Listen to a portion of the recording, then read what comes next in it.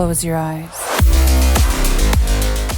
Imagine करो एक इंसान इस गैम्बलिंग की दुनिया में पहली बैट लेता है, फिर दूसरी बैट लेता है और फिर तीसरी बैट लेता है। ऐसे ही वो बैट लेता रहता है और अचानक उसे पता लगता है कि उसका अकाउंट खाली हो चुका है। ये कोई रैंडम स्टोरी नहीं है, ये एक रियलिटी है, एक फैक्ट है। हजारों लोग डेली इस चीज को फेस करते हैं, पर आपका तो सोचना है कि आपका माइंड कंट्रोल या आपके ऊपर आपका कंट्रोल बहुत अच्छा है। तो मैं आपको बता दूं, क्या आप लोगों को पता है आपका कंट्रोल तो जब ही लूज हो गया था जब आपने फर्स्ट बैट प्ले करी थी। आज हम लोग बात करने वाले हैं किस तरीके से लोग जुए के जाल में फंसते हैं, इसकी शुरुआत कहां से होती है और इससे दूर कैसे हुआ जा सकता है। रेडी हैं आप लोग? क्योंकि ये सिर्फ एक वार्निंग नहीं बल्कि एक रियलिटी चेक है। सबसे पहला सवाल, गैम्बलिंग क्या है? ये एक गेम है, एक थ्रिल है या फिर एक ट्रैप? गैम्बलिंग की सारी चीजें सिर्फ एक ही चीज पे टिकी होती है और वो ये कि आप अब नेक्स्ट बिग विन मेरा होगा, इस सोच को आगे बढ़ाओ। और ये सोच एक भ्रम है, एक इल्यूशन है जो आपको सिर्फ अपनी तरफ खींचने के लिए है। जुआ अब सिर्फ कसिनो में सीमित नहीं रह गया है, बल्कि betting apps, applications, fantasy apps, इनके थ्रू घर घर में घुस चुका है। बस क्या करना है, ऐप डाउनलोड करो, 500 रुपए का बोनस लो और आप लोग भी जीतने का सपना देखना शुरू कर दो। और ये सपना सिर्फ टूटने के लिए ही बना है। समझ रहे हो ना क्या समझा रहा हूँ? ये कोई गेम नहीं, कोई गैम्बलिंग नहीं, बल्कि एक बिजनेस है। और इन लोगों का सिर्फ एक ही मोटो है कि आप हारो और ये कमाए। एक बार जीतने का एहसास आपको कितनी खुशी देता है। मरना मैं तेरिया वहां सो तेरे प्यार दी मैं चकी हुई है। और ये सब होता है डोपामाइन की वजह से, जो आपके दिमाग का केमिकल है। उसको जब छोटे छोटे रिवॉर्ड्स मिलते हैं ना, तो वो इतनी खुशी देता है जो आप महसूस करते हैं। लेकिन यहाँ पे एक प्रॉब्लम है, आपको ये विनिंग कंटिन्यू नहीं मिल सकती, जिस वजह से इस तरीके की खुशी आपको कंटिन्यू नहीं मिल पाती है और आप इसके पीछे लगे रहते हो।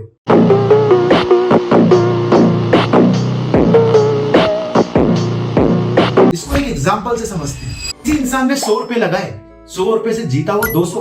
अब उसने 200 लगाए और उसके बाद हार गया। अब वो सोचता है कि अब मैं लगाऊंगा 500 रुपए की, और उसके बाद सोच ही रह जाती है लेकिन हो नहीं पाता है और ये साइकिल कंटिन्यू चलती है। बस ये ही एक साइकोलॉजी ट्रिक है जो गैम्बलिंग का पूरा बिजनेस अपने ऊपर टिका के बैठी है। ये पूरी गैम्बलिंग की चीजें, पूरी गैम्बलिंग की साइकोलॉजी सिर्फ इसी चीज पे टिकी है। आप चाहे जीतो या हारो, लेकिन आप खेलने आओगे जरूर। और एंड में अगर आपके पास कुछ रह जाता होता है तो वो होती है आपकी निराशाएं, और उसके अलावा कुछ नहीं। एक गैम्बलर की शुरुआत होती है छोटी छोटी बैट्स के साथ। स्टार्टिंग में 500 रुपए की, 1000 रुपए की, बट देखते ही देखते ये बैटें बदल जाती हैं बड़ी बड़ी बैट्स के अंदर। गैम्बलर सोचता है कि क्यों ना बड़ी बड़ी बैट्स लेके एक बड़ा मुनाफा किया जाए, लेकिन ऐसा होता नहीं है। जब वो हारने लगता है तब वो अपना अकाउंट, अपना सेविंग और तो और अपना घर तक गिरवी कर बैठता है।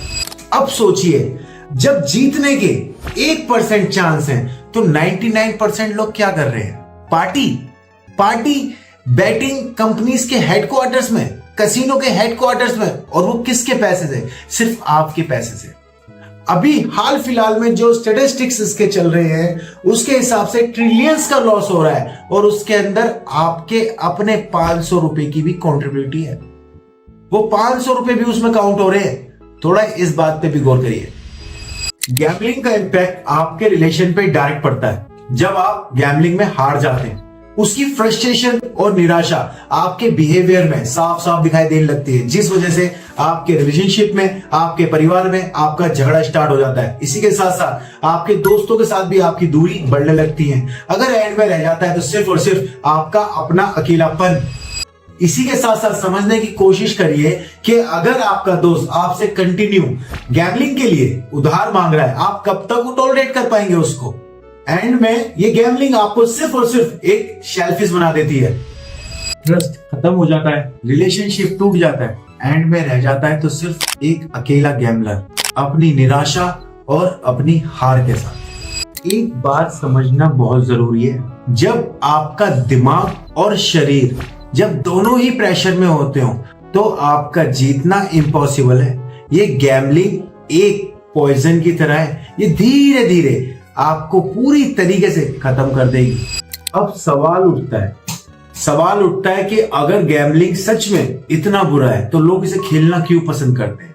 इसको मैंने 4 पार्ट्स में डिवाइड किया है, 4 पॉइंट्स में डिवाइड किया है। सबसे पहला पॉइंट क्विक मनी, जिसके अंदर आप लोग एक बैट पे करोड़ों कमाने के झांसे के बीच में आ जाते हैं। दूसरा स्केप, जिसमें आप अपनी रियल लाइफ की प्रॉब्लम्स को स्केप करके भागने की कोशिश करते हैं। तीसरा पीर इन्फ्लुएंसर्स, जिसके अंदर या पीर प्रेशर्स आप बोल सकते हैं, जिसके अंदर आप अपने दोस्त और इन्फ्लुएंसर्स की बातों में आके इन्फ्लुएंस हो जाते हैं। चौथा इजी मनी या मार्केटिंग ट्रैप, जिसके अंदर आपको बोनस और इजी मनी के झांसे दिए जाते हैं। ये सभी इल्यूशन है, एक भ्रम है। अगर इजी कहानी की चीज देखी जाए तो अगर कहानी ये सूट बैठती है तो ये बैठती है कसिनो पे, क्योंकि कसिनो के लिए कमाना इजी है लेकिन आपके लिए नहीं।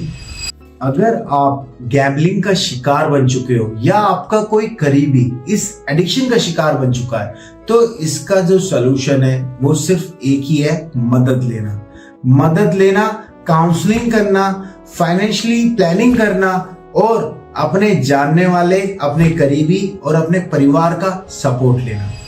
जुआ एक एडिक्शन है और हर एडिक्शन का कोई ना कोई सलूशन जरूर होता है। बस आपको एक चीज ध्यान रखनी है कि आप अपनी जिंदगी का हीरो बनना चाहते हैं या इस ट्रैप में, इस जाल में फंसे रहना चाहते हैं। जिंदगी एक प्राइसलेस गिफ्ट है, इसको किसी भ्रम के चक्कर में या इल्यूशन के चक्कर में वेस्ट बिल्कुल ना करें।